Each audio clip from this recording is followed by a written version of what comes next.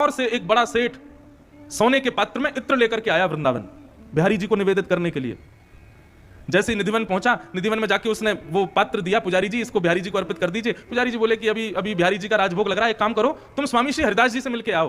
बोले स्वामी जी कहां बैठे हैं? बोले यमुना के किनारे बैठे हैं, उनको प्रणाम कराओ, तब तक राजभोग हो जाएगा ठाकुर जी का, फिर इत्र तुम्हारा लगा देंगे ठाकुर जी को।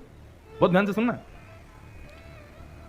अब वो सेठ लाहौर से पैदल चल करके आया था और बड़ा महंगा वाला इत्र सोने के पात्र में लेके आया था बिहारी जी के लिए।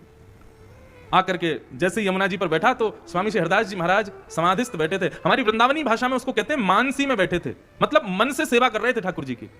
देह से यमुना किनारे हैं लेकिन मन से ठाकुर जी के किसी लीला में चले गए थे। स्वामी श्री हरिदास जी बैठे थे। अब वो सेठ पहुंच गया, उसने जाके प्रणाम किया, उसने इत्र का ढक्कन और खोल दिया कि इनको सुगंधी आएगी तो सुगंधी से इनकी जो ध्यान व्यान कर रहे हैं इनका थोड़ा ध्यान टूटेगा, तो ये आंख खोल के देखेंगे, फिर पूछेंगे कि भाई इत्र कौन लाया, तो मैं बता दूंगा मैं लेके आया।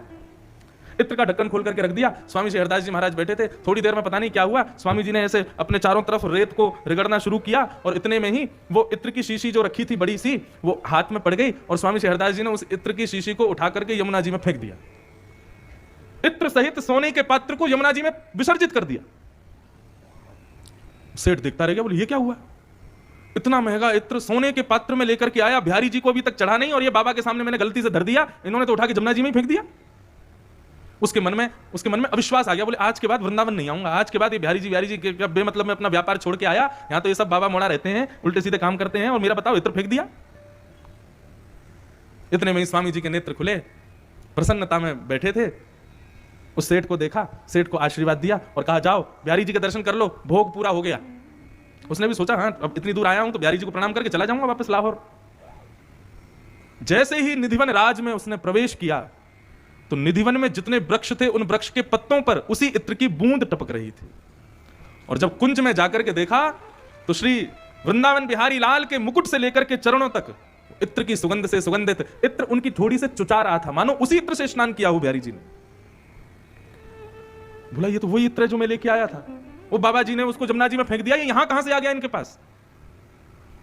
बुद्धि काम नहीं कर रही है। दौड़ करके स्वामी हरिदास जी के पास गए, चरणों में जाकर के रोने लगा। बोले महाराज ये क्या हुआ अभी मेरे साथ, मैं समझ नहीं पा रहा हूं। आपने इत्र की शीशी यमुना में फेंकी, वो बिहारी जी को कैसे प्राप्त हुई, पूरी निधिवन में उसका छिड़काव कैसे हुआ? स्वामी श्री हरिदास जी मुस्कुराने लगे और बार बार उस सेठ के सिर पर हाथ फेरने लगे। बहुत सावधानी से सुनो। और फिर स्वामी जी ने बताया, बोले अरे मैं देहते तो यहीं बैठा हूं यमुना जी पे, लेकिन मन से श्यामा श्याम होली खेल रहे मैं वहां चलो गए हो। तो आज कन्हैया ने ऐसा रंग डालो किशोरी जी पे, राधा रानी पे, तो राधा रानी ने मुझसे कही, बोले ऐसा रंग लेके आओ या कार्य को और कारो करूंगी। मैं रंग ढूंढवे निकलो, इतने में ही तेने इत्र प्रदान कर दियो। मैंने वो इत्र जाकर के राधा रानी को दे दिया और राधा रानी ने ठाकुर जी पे छिड़क दियो। वही इत्र तू को बिहारी जी पे छिड़को हुए दिखाई दियो। ये है मानसी सेवा।